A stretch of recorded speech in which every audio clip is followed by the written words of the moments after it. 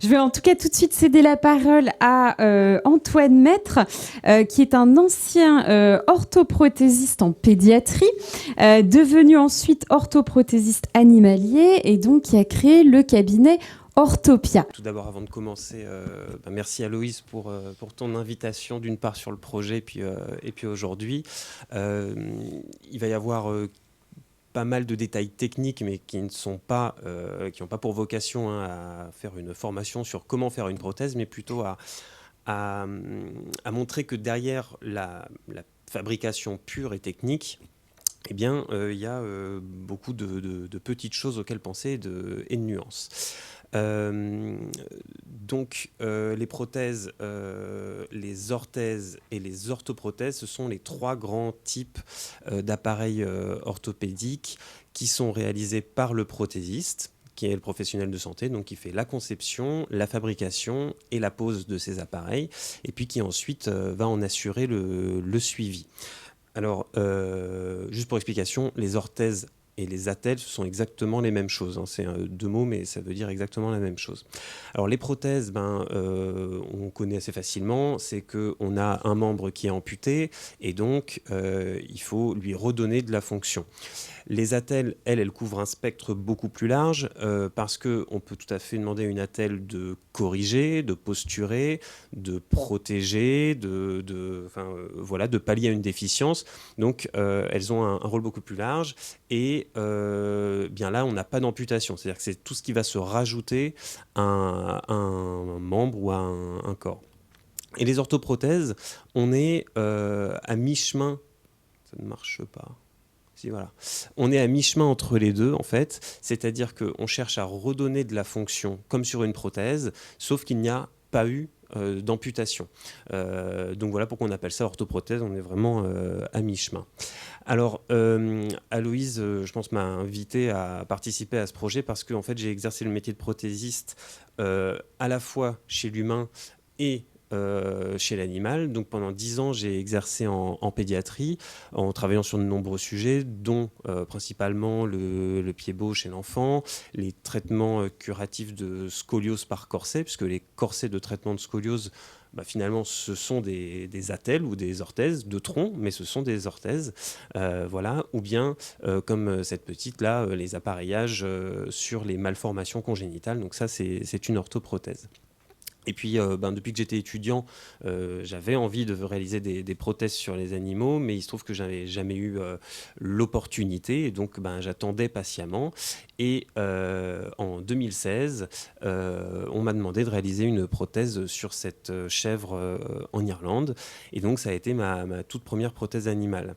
Donc, une expérience forcément très riche, très intéressante, qui fait une belle photo, mais la prothèse en elle-même était pas top. Donc j'ai réalisé une deuxième version qui, elle, était plus complexe et différente, qui a été mieux acceptée par l'animal et également plus fonctionnelle. Et donc, en fait, cette espèce de démarrage un peu en demi-teinte où j'ai été quand même un petit peu déçu de cette toute première prothèse, j'ai vite senti que de la même façon qu'en pédiatrie, j'avais pu progresser parce que j'avais baigné finalement tout le temps dans le milieu de la pédiatrie. Si je voulais pouvoir m'améliorer ou améliorer quelque chose dans les prothèses animales, j'avais intérêt à ne faire que ça. Donc, de 2016 à 2020, j'ai, de façon très sporadique et très rare, j'intervenais sur des animaux, mais en parallèle de mon activité pédiatrique. Et puis, en 2020, j'ai décidé de me consacrer pleinement aux prothèses pour les animaux en créant Orthopia, voyant qu'il n'y avait pas de cabinet spécialisé en France. Alors le but avec ce cabinet, c'était de proposer exactement les mêmes standards que ce qui se fait chez l'humain. Alors, c'est tant au niveau des matériaux et des procédés de fabrication, bien sûr, mais aussi en termes de prise en charge et de conception. Ce qui fait qu'aujourd'hui, quand je vois un patient animal, finalement, j'ai exactement la même prise en charge que lorsque j'exerçais sur l'humain. Et c'est pas surprenant puisque on partage, en tout cas ces deux métiers de prothésiste animalier et de prothésiste, on précise pas, parce que de toute façon ça, voilà, il y avait que prothésiste. On partage les mêmes objectifs, c'est-à-dire que on peut demander à un appareillage, par exemple, de corriger ou de posturer. C'est ce que va faire, par exemple, cet attel. On peut demander à un appareillage, donc on l'a vu, de redonner une fonction. On peut également chercher avec un but antalgique ou de protection, à protéger. Et puis, on peut avoir besoin d'immobiliser, que ce soit pour du post-op, à la suite d'une fracture ou pour d'autres choses. Donc, à la fois, j'ai vraiment l'impression d'exercer exactement le même métier, et malgré tout, il y a quand même des grosses différences. Parmi ces grosses différences, il y en a une qui est de taille, c'est qu'il n'y a pas de sécurité sociale. Alors on pourrait se dire, c'est juste une considération finalement financière. Mais en fait, non, c'est un réel impact. Pourquoi ? Parce qu'un patient humain, quand il est amputé, à J+1, il va démarrer une rééducation qui est pluridisciplinaire, qui est extrêmement riche, et surtout il va avoir par exemple de la kiné tous les jours, pendant plusieurs semaines, voire pendant plusieurs mois. Et l'offre de rééducation n'en est pas du tout à ce stade-là chez l'animal, mais justement parce que ça représente un coût qui est quand même monumental, ce qui fait que lorsque j'exerce sur un animal, moi j'ai un patient qui n'a pas cette rééducation-là. Et la rééducation, c'est pas simplement de remuscler un petit peu le patient, c'est qu'elle permet de réduire des risques ou des problèmes qui sont liés à l'amputation elle-même, à l'opération, etc. Donc finalement, c'est comme si je me retrouvais à faire le même métier, mais sur des patients donc sans rééducation, donc pour comparer à de l'humain, je dirais qu'il n'aura pas eu, l'humain un petit peu plus compliqué parfois. Donc ça, c'est la première chose. La deuxième, la deuxième chose qu'implique le fait qu'il n'y ait pas de sécurité sociale, c'est que chez l'humain, par exemple, on va faire une prothèse d'essai. On réalise une prothèse d'essai avant de faire la prothèse définitive. Et sur cette prothèse d'essai, il y a des dispositifs en fait de réglage qui permettent de s'assurer que on va avoir les bons alignements, etc. Parce qu'un appareil, que ce soit une prothèse ou une attelle, si c'est pas bien fait, ça peut créer un problème qui n'existait pas ou aggraver également un problème qui existait. Et donc, moi, je ne peux pas me permettre de dire à des gens qui n'ont pas de sécurité sociale pour leur animal, de dire on va faire une première prothèse, puis dans quelques semaines, on la passera à la poubelle et on aura la deuxième. Il faudra payer pour avoir une deuxième prothèse qui, elle, sera bien. Donc, en fait, le travail des alignements, c'est-à-dire toutes les incidences, comment est-ce qu'on va positionner le moignon par rapport au sol, etc. Parce que c'est vrai que quand on voit une prothèse, on se dit ça a toujours l'air très logique une fois que c'est fait, on voit un tube qui est en dessous, etc. En réalité, il y a toujours un petit angle dans les trois plans de l'espace. Bref, tout ça, c'est à voir. Ces alignements, c'est devenu pour moi la partie la plus stressante que j'aime le moins vraiment dans mon métier, parce qu'il ne faut pas que je me trompe, j'ai pas de prothèse d'essai pour faire ça. Ça n'empêche que je fais quand même des essayages, hein. C'est-à-dire que si jamais je vois qu'il y a des choses à refaire, ce que j'espère pas, soit je refais toute la prothèse, soit je modifie des parties de la prothèse, mais voilà, ça représente du travail en plus. Alors globalement, pour juste survoler un tout petit peu la phase opérationnelle, c'est-à-dire je ne veux pas parler de la conception, etc., ou de l'échange avec le vétérinaire. Ça consiste en quoi ? Ça consiste à faire un moulage. Ensuite, on va faire une rectification. La rectification, en fait, c'est on modifie volontairement la forme du patient. On ne fabrique jamais l'appareil directement sur la forme du patient, contrairement à ce qu'on pourrait croire. Ensuite, on fabrique, et puis après, il y a les essayages suivis des ajustements et de la pose. Mais voilà, l'étape de rectification, c'est une étape qu'on ne connaît pas bien, ça intéresse que les prothésistes, mais c'est assez intéressant. Il y a beaucoup de choses qui peuvent se jouer là-dessus. Alors, on va pas...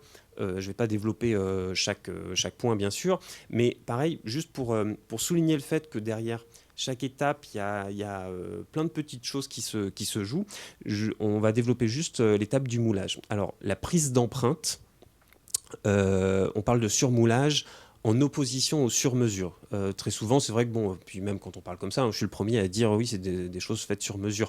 En réalité, un prothésiste, il dira plus, non, c'est du surmoulage. Le sur-mesure, c'est tout ce qui va se faire en pharmacie, etc., qu'on achète.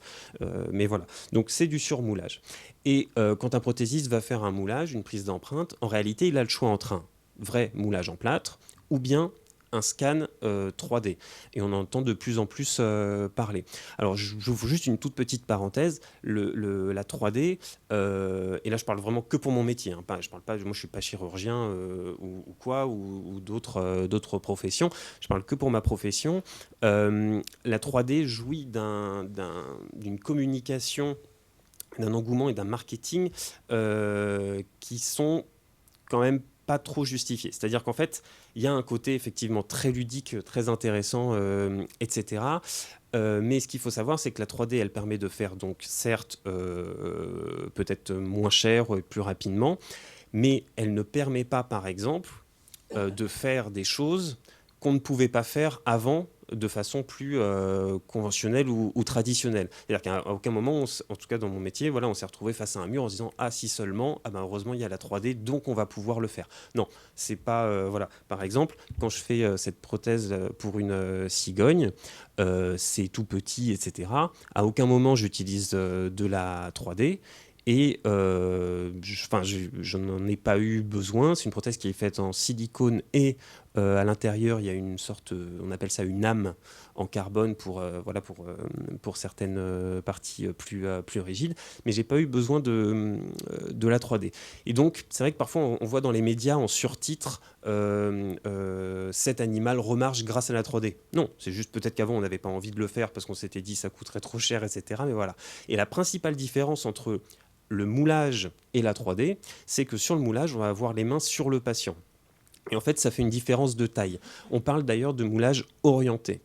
Et pourquoi ? Parce que ça permet d'avoir le patient en correction. En fait, on ne fait pas juste dérouler les bandes de plâtre, on va les dérouler certes, mais ensuite on va posturer. Pourquoi ? Parce qu'on a peut-être besoin qu'une articulation soit à tant de degrés d'extension ou de flexion, par exemple. Ou bien on va avoir besoin d'orienter l'appui par rapport au sol, etc. Donc ça, c'est la première chose. On le comprend bien si on prend un pied beau, par exemple, qui est déformé.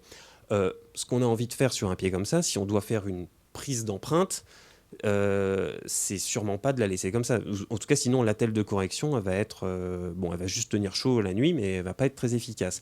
Donc, par exemple, voilà, là, on a un pied avec une adduction de l'avant-pied. Paf, on fait comme ça avec les doigts. Ben, si on imagine tout ça. Évidemment, il y a d'autres composantes dans le pied beau, mais voilà, ça c'est pour schématiser. Mais si on imagine ça dans le plâtre, bah, finalement, on arrive au maximum de ce que le patient peut supporter. On n'a pas inventé, on n'est pas en train de créer des choses ou de s'éloigner trop de la forme du patient. Donc voilà, ça c'est le moulage d'un pied par exemple, donc d'un pied beau. Ben, sur un moulage, avec ça on arrive à avoir à 5 composantes de correction. On va avoir un pied qu'on met vers l'extérieur, le talon qu'on oriente, la voûte qu'on travaille, une pronation de l'avant-pied, une abduction de l'avant-pied. Bref, le fait d'avoir les mains sur le patient, ça change tout. Alors ça a l'air plus archaïque, on en met partout, hein, c'est pas très propre, mais honnêtement, ça a un réel intérêt. Et je vous dis ça alors que je suis équipé pour tout ce qui est 3D, etc., tant pour l'impression que pour les scanners et tout. Mais voilà, ça c'est important parce que vous parliez des dérives. C'est vrai que la 3D, on voit quand même quelques dérives parfois également, et je vois des appareils où je me dis l'animal de l'intérieur doit pas être super bien. Ensuite, l'autre intérêt, c'est l'orientation des masses molles. On imagine un patient qui est amputé comme ça, fémoral. La partie qu'on voit en bas, ce qu'on appelle un pendulum, alors parfois il y en a beaucoup de chair, de masse molle, et parfois il y en a pas beaucoup. Mais en tout cas, par la gravité, vous voyez, ça tombe naturellement.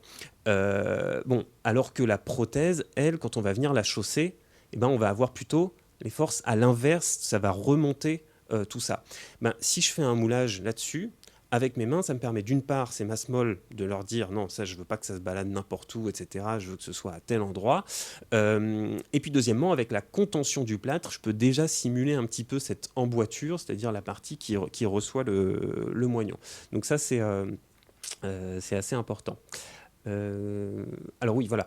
J'ai ensuite parfois des personnes, des vendeurs de scanners ou d'impression 3D qui me disent « Ah mais avec notre truc, c'est vachement précis et c'est super ».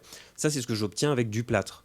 Honnêtement, c'est tellement précis que le grain de la peau, vous voyez, au milieu, j'ai été obligé de le lisser, de le poncer, etc. parce que je voulais pas que dans la prothèse, le silicone garde ce côté grain de la peau, je voulais que ça soit parfaitement lisse. Donc la précision, c'est important, hein, bien sûr, mais c'est pas ce qui doit être prédominant dans nos inquiétudes, tout comme la solidité. Parfois on dit souvent, bah oui, on va imprimer un truc, c'est très solide. Oui, c'est important, mais c'est toute la conception et c'est plutôt les alignements, c'est ça. Donc je dirais que plutôt qu'à la précision, vaut mieux, voilà, oups, je suis passé, bref, c'était l'orientation, hein, vous l'avez compris. Tu peux revenir en arrière. Je peux revenir ? Oui, oui, oui. Enfin, de toute façon, c'était juste pour dire que l'orientation est plus importante. Donc, pour terminer, j'ai essayé de faire court. Hein. Pour terminer, voilà, je dirais que face à l'engouement, etc., de la 3D, ben, ça, c'est très, très bien. Parce que je pense qu'effectivement, le fait que et cet engouement-là, ça peut soutenir un petit peu pas la cause animale, mais en tout cas la place de l'animal dans la société. Donc ça, c'est plutôt positif, mais il faut faire effectivement très attention aux dérives, d'autant plus que ça n'est pas du tout encadré. Il n'y a pas de cadre juridique, c'est-à-dire que moi, je suis prothésiste animalier, mais en réalité, je pourrais tout à fait ne pas être prothésiste et exercer en disant que je suis prothésiste animalier. Donc voilà, il y a encore un flou juridique là-dessus, donc il faut faire très attention à ça. La deuxième chose, c'est que je pense que la rééducation fonctionnelle chez l'animal et les prothèses vont mutuellement se porter, c'est-à-dire que plus il y aura d'animaux avec des prothèses, et d'ailleurs moi je vois bien, les gens me demandent bah alors où est-ce qu'on peut aller pour la rééducation, et j'ai assez peu d'adresses vers lesquelles les envoyer. Donc je pense que les deux vont se porter. La rééducation va permettre que les pronostics soient meilleurs pour les animaux, parce qu'ils ils vont bénéficier d'une rééducation avec leur vétérinaire. Et en même temps, vice-versa, enfin voilà, les deux vont se porter. Et puis, dernier point, qui a l'air peut-être d'être hors sujet, mais je l'avais également évoqué dans l'ouvrage, ça a l'air d'être hors sujet, mais je pense que ça ne l'est pas complètement du fait qu'on parle quand même de soins aux vivants. Cette activité humaine, c'est-à-dire de faire des prothèses pour animaux, comme n'importe quelle activité humaine, je pense, doit se questionner. Il faudra se questionner aussi là-dessus, sur son impact environnemental. C'est un autre sujet, mais voilà, je tenais quand même à le souligner. Voilà, je vous remercie, puis merci encore à Loïse. Donc vraiment un grand merci Antoine. C'est vrai que je trouve que les images parlent d'elles-mêmes. Hein. Vous faites revivre vos petits patients. Je dirais que vous êtes un peu un magicien du vivant. Non mais c'est vrai, c'est tout à fait impressionnant. Non mais vraiment c'est déjà beaucoup. Donc c'est vrai que voilà, j'avais trouvé que votre place était toute trouvée dans l'ouvrage. Donc je suis vraiment ravie de vous avoir tous les deux. Avant de faire la pause, est-ce qu'il y a des questions dans la salle ou bien derrière l'écran, si vous voulez peut-être soit ouvrir votre micro, soit noter votre question dans le chat. Et puis s'il n'y a pas de questions, eh bien on va faire une petite pause et se retrouver pour la suite du programme. Oui, alors est-ce que peut-être tu peux apporter le micro à monsieur ? Merci. Merci. Alors, c'est juste un élément de réflexion. C'était par rapport justement à qui profite. Et tout à l'heure, on a parlé de transanimalisme comme une catégorie possible du transhumanisme. Et j'imagine que ça vient pas des transhumanistes eux-mêmes, quoi. Parce que pour le coup, ça pose un problème, me semble-t-il. C'est parce qu'à la fois, ça jette je dirais un discrédit sur le transhumanisme, avec cette idée de réification de l'animal et éventuellement aussi de l'humain. Et ça peut être quelque chose qui va dans le sens d'une perte des bénéfices possibles d'un transhumanisme bien conçu. Et de l'autre côté, ça pourrait aussi augmenter la tolérance à cette réification, à cette maltraitance en général, en se disant peut-être que le prix à payer pour l'utilisation des biotechnologies, c'est ce genre de choses. Et il me semble que ce n'est pas le cas. Et dans les milieux transhumanistes, il y a une réflexion, un débat très important sur l'expérimentation animale, avec cette idée quand même l'objectif est d'arrêter, d'en finir avec l'expérimentation animale. Donc, parce que moi, je fais partie d'une association transhumaniste par ailleurs. Et c'est vrai que voir des gens s'amuser avec des cafards ou quoi, ça ne nous fait pas rire du tout pour le coup. Et quand on pense à transanimalisme, pour le coup, nous, on a plus en tête quelqu'un comme David Pierce, où là, l'objectif, c'est très clairement toujours de diminuer au maximum la souffrance animale, quoi. Voilà. Est-ce que l'un ou l'autre veut apporter une petite réponse Non. Moi, je suis tout à fait d'accord avec vous. En tout cas, je pense que vous êtes bien placé pour le savoir. Il existe des transhumanismes, finalement. Ce n'est pas un seul courant uniforme. Et je pense qu'effectivement, la meilleure voie, que ce soit le transhumanisme ou le transanimalisme, c'est toujours de se poser aussi la question de l'humain, du vivant, de l'animal, et effectivement d'aller dans le sens de la valeur intrinsèque aussi, et de ne pas le modifier simplement pour s'amuser, comme vous le disiez. Je pense que c'est ce que vous partagez également, hein, tout à fait. Donc je pense que oui, non, mais on partage tout à fait votre réflexion. On a une toute petite question en ligne, mais qui s'adresse à Antoine. Quelles seraient les conséquences environnementales des prothèses dont parle Monsieur Maître ? Eh bien, c'est l'utilisation de matériaux qui sont synthétiques. C'est-à-dire que je travaille avec, je pense, exclusivement des matériaux synthétiques. Alors, ils ont évidemment des gros avantages. Ça va être leur coût, leur mise en œuvre, qui permet de se conformer aux formes du patient, avoir des propriétés mécaniques qui sont très intéressantes. Donc il y a le coût, leurs propriétés mécaniques, et le fait que, ça rentre dans les propriétés mécaniques peut-être, mais le fait que ça permet une hygiène, une très bonne hygiène, puisque c'est complètement lavable, ça ne va pas absorber la transpiration, etc. Donc voilà, mais ce sont des matériaux synthétiques, et d'un point de vue environnemental, j'avoue que j'aimerais beaucoup faire le même métier sur d'autres matériaux. Voilà, j'espère que j'ai répondu à votre question. Alors, la question se poursuivait pour savoir si effectivement les matériaux synthétiques utilisés sont les mêmes que pour les prothèses humaines ou non. Donc la réflexion est identique en fait. Oui, tout à fait. Là encore, on se rejoint sur homme, animal et robotique. Oui. Et effectivement, alors peut-être que je profitais d'évoquer cette chose-là parce que en orthopédie humaine, on se la pose pas beaucoup, voire pas du tout. Mais oui, ce sont exactement les mêmes matériaux. Et pour vous dire, alors à la fois, j'ai été obligé de partir dans des directions un petit peu différentes dans mon choix parfois de matériaux, hein, voilà. Mais en même temps, j'ai gardé mes mêmes fournisseurs de matériaux et de pièces orthopédiques que lorsque je travaillais en humaine. Donc voilà, c'est vraiment exactement les mêmes choses. C'est juste que pour certaines choses, j'ai pu avoir besoin d'élargir un petit peu mon spectre, parce que je me retrouvais avec des cas un peu inédits.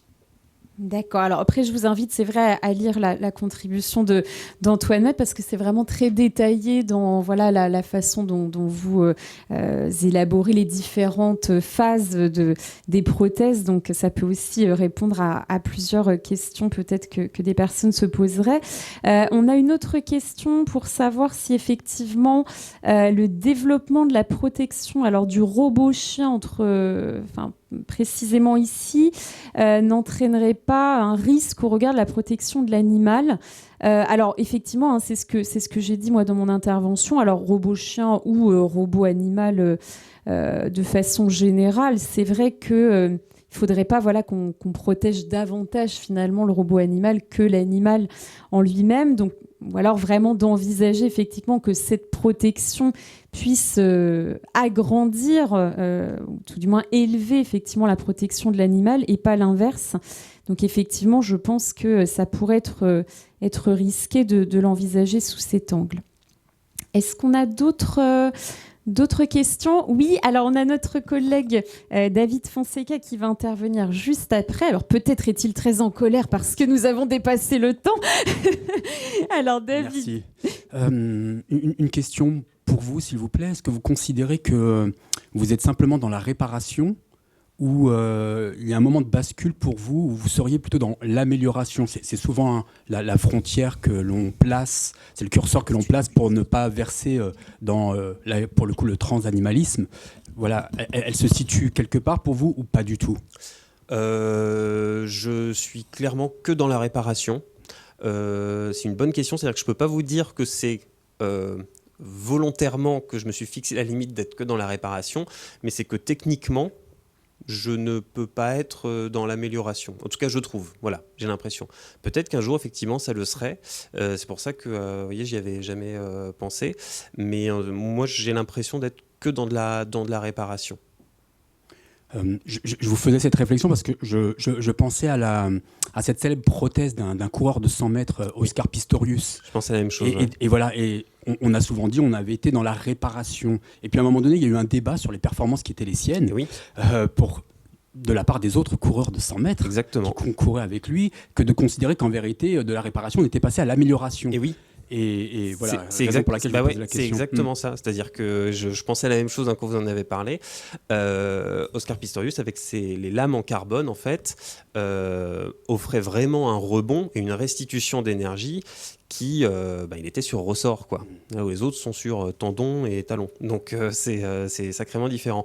Et peut-être que si techniquement tout se coordonnait, c'est-à-dire une rééducation absolument au top, et je dirais d'un point de vue budget quelque chose d'un peu infini, etc. Peut-être qu'on pourrait faire de l'amélioration, mais je pense que techniquement, si on le fait sur l'humain, honnêtement, oui, c'est sûrement faisable. Mais ce qui fait que je suis très mesuré, vous voyez, dans mon optimisme là-dessus. Enfin, si optimisme il y a, je ne dis pas qu'il faut justement augmenter.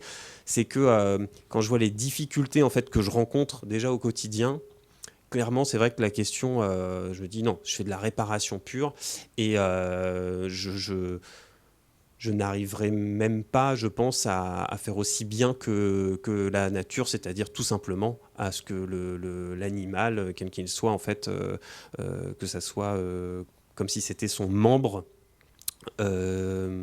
initial, quoi. Vous voyez, clairement, je m'en sens très, très loin. Donc, voilà. Merci. Je vous en prie. Merci beaucoup, David. Est-ce qu'il y a d'autres questions dans la salle ou derrière l'écran ? Si nous n'avons pas d'autres questions, on va faire notre petite pause. On se retrouve dans un quart d'heure, 20 minutes. Ça va pour tout le monde ? Donc, je laisse la session. Simplement, je vais couper le son et nous nous retrouvons tout de suite après. Merci à tous, en tout cas.